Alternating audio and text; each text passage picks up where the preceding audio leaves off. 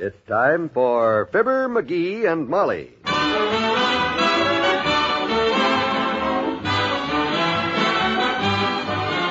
Sundays through Thursdays, NBC brings you Fibber, McGee, and Molly transcribed. The show is written by Phil Leslie and Ralph Goodman and directed by Max Hutto.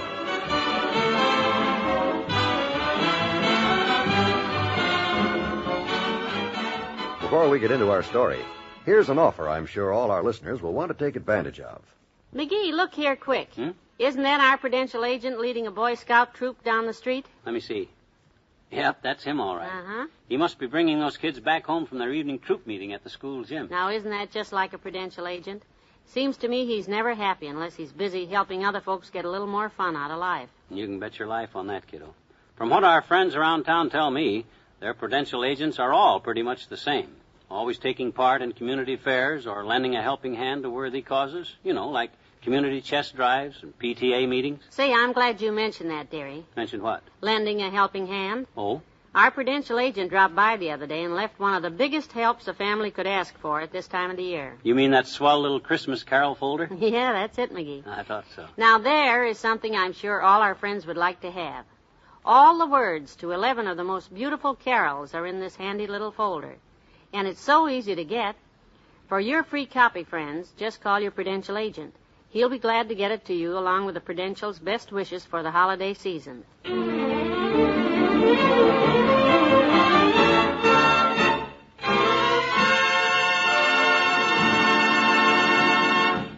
We're going to look in right now at the home of Dr. George Gamble, Wistful Vista's favorite physician. The doctor has just finished a hearty lunch, and he says to his mother, "Oh, it's a swell lunch, Mom. I'm really getting my appetite back since you came to stay with me." According to Mr. and Mrs. McGee, you never lost it, son. And Mr. McGee says you're still a growing boy. Yeah. The sad part of it is he's right. I've grown about 5 pounds since you came. Well, you can carry it. You run along back to work now. I'm going upstairs and listen to my radio a while. Okay, Mom. Take it easy, you hear? I got a couple of operations this afternoon and may be late for dinner. You be careful with those sharp scalpels. Now, don't cut yourself. I'll keep dinner hot for you. Good. I better make that phone call right now while I have a chance. Get back to the office, I won't have a minute to do it. Hello? Gee, I'm glad I caught you in. Yeah, look, lover. I got the license and the train tickets, and we're all set. Yeah, I can't talk long. My mother's upstairs, and you know how she feels about this. No, of course not. I'll bring it to her when we get back Sunday night. Yeah, I'll meet you at the station like we planned. 6 o'clock tomorrow morning.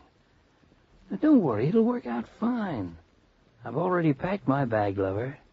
Yeah, I'll be there. Bye. Boy, I hope everything works out all right. If Mom finds out about this before we get away... Yeah, oh, good gracious. Why didn't you tell me? I hope Mrs. McGee is home. I don't know who else to call. Hello? Mrs. McGee? Well, this is Mrs. Gamble. Are you alone? I'd like to come over right away. It's about George. Yes, something's happened. Or it's about to happen, and...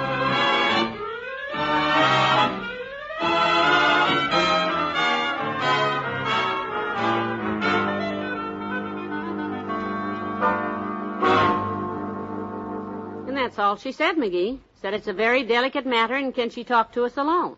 Sounded worried, huh? Hey, I wonder if they caught old Docky taking horse bets in the back room of his office. That stuff he scribbles on them prescription blanks could be anything. Oh, for goodness sakes, McGee. Well, I'm sure curious to know what's going on. Darn it, I just thought of something. The old-timer. He'll be here any minute with the groceries, and you know how he gossips. Oh, you said it. If he hears anything about it... He'll spread it all over town, and Mrs. Gamble doesn't want to mention it to a soul but us. So... Grocery boy! Nice timing. Put him on the sink, old-timer. Early days. Look, there's Mrs. Gamble's car pulling up out front. Uh-oh. What am I going to... Quick, hand me that phone. The phone? What you going to do with it? Never mind. I've got it. Hello, operator. Would you please ring this number? I think our phone is out of order. Thanks. Look, kiddo, I hate to ask silly questions, but what the heck Hello there, kids. Hi, daughter. Hi, Johnny. What's new? Well, nothing's new at all. We don't know a thing. So far. Any little news at all, Johnny? Always glad to hear about anything.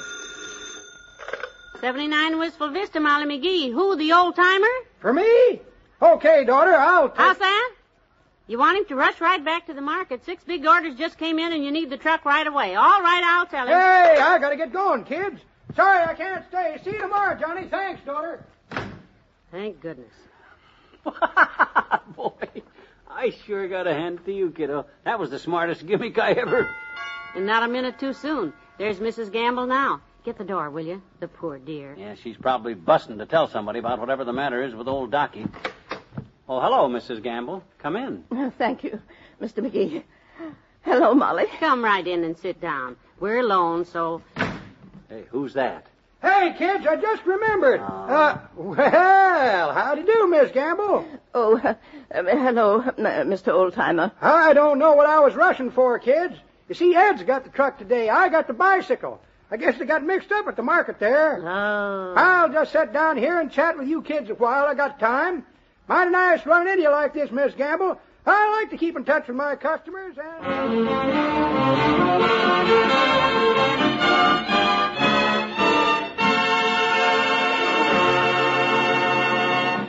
Back to Wistful Vista in a minute.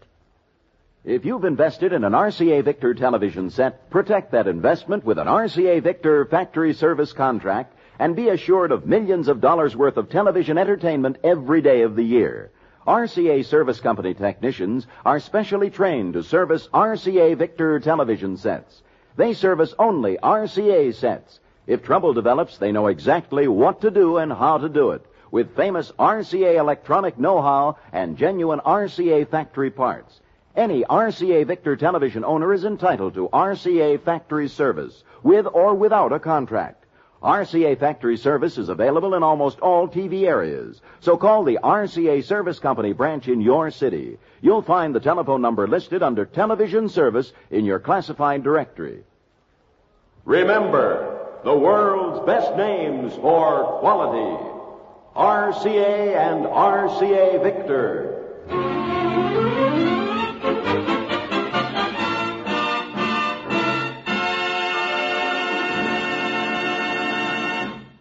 Sure is nice sitting around and chatting like this, ain't it, kids? Oh, yes, yes. Yes. Mm-hmm. Yeah, just delightful. Don't know when I've enjoyed an hour or so more than I have the last hour or so more. Of course, we ain't talked about anything much but the weather, but I enjoy it. Mr. Oldtimer. Yes, ma'am? About this route of yours, grocery route, don't you have other customers who might... Might sit and chat with me like this? Why, no, ma'am, I don't. To tell the truth, Miss Gamble, it kind of seems like most of them mistrust me. They just clam up when I'm around. Imagine that. They seem to got the idea from somewhere that I'm kind of a blabbermouth. I don't know where they got it, because I'm not that type of fellow at all. Well, I'm sure you're not, but... Well, like you take Miss Haggerty, the one that's always fighting with her husband. Well, she tells me nothing. I have to just pick it up as I go. Like you take yesterday when I walked into Mrs. Graves' house and she was saying to her husband, you know, the one who was demoted at the bank last week because he drinks too much. Henry, she says, what are you going to do about replacing that money you stole from the cash drawer? The bank examiners are coming Monday, Oh, heaven help us.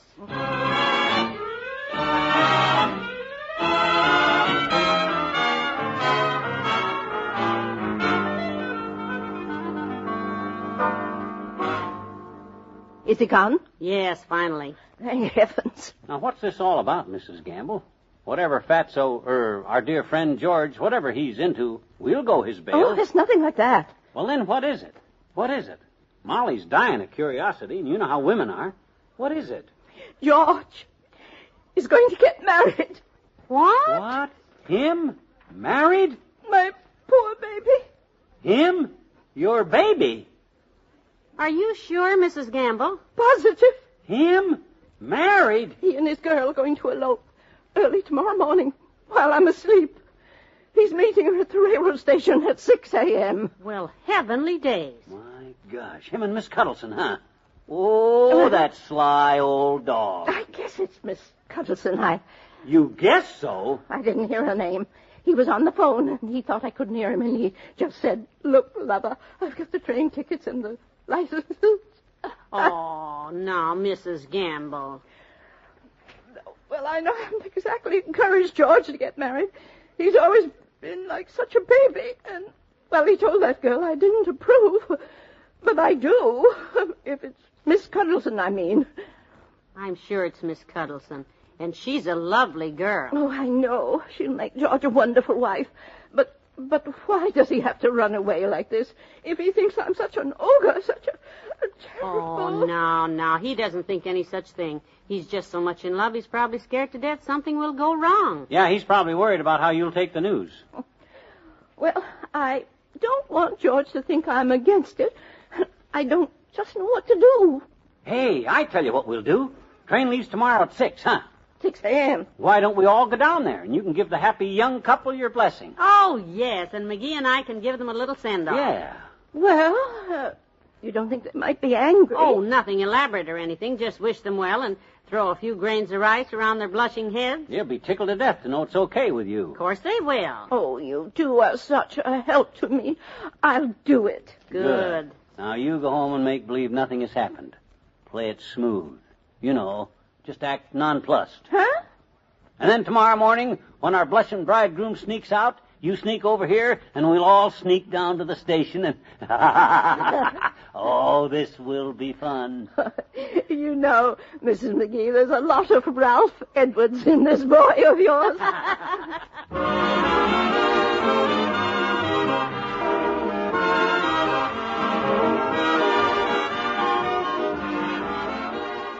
Fibber and Molly will be right back. The soap that gets you extra clean is Dial, Dial, Dial. The soap that keeps you extra clean is Dial, Dial, Dial. Dial users say they just don't feel as clean with any other soap. And it's true. With Dial, you never worry about odor, because Dial removes the cause. You see, normal perspiration is odorless until skin bacteria go to work on it. They cause the odor. And ordinary soaps leave thousands of these bacteria. But daily washing with Dial removes up to 95% of them.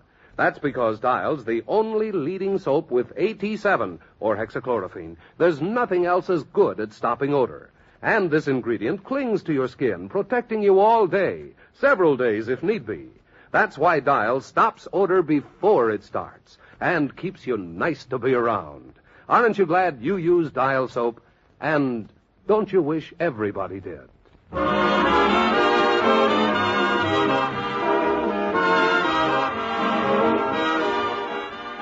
Well, McGee, I've got this box of rice, and I found another old shoe in the attic. That makes 3. Do you think that'll be enough? Well, yeah, it would ordinarily, but... What do you mean, ordinarily? Well, while you were upstairs, Wimp called. And he's such a good friend of Doc's, I just couldn't turn him down, especially after I already invited Les next door to go with us in the morning. What? Yeah, you see, Les's cousin plays a hot glockenspiel in the Elks Band, and if I hadn't asked Les to go to the station with us, I couldn't have got the band to be down. The what? The Elks Band? Oh, McGee, you didn't. Yeah, boy, oh boy, will Doc be surprised. This'll be more fun than... Hey, hand me the phone. I got to check on the bus that's taking us all down there. Want to be sure it gets us to the station at 6 in the morning. And... Oh, McGee. Yeah, won't it? Good night. Good night, all.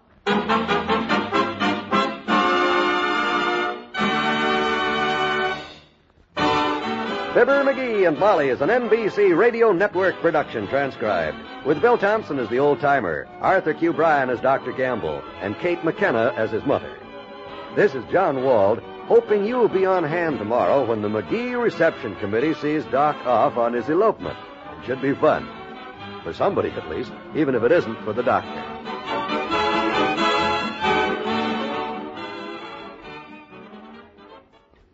Join the great Gildersleeve and all his friends tonight on the NBC Radio Network.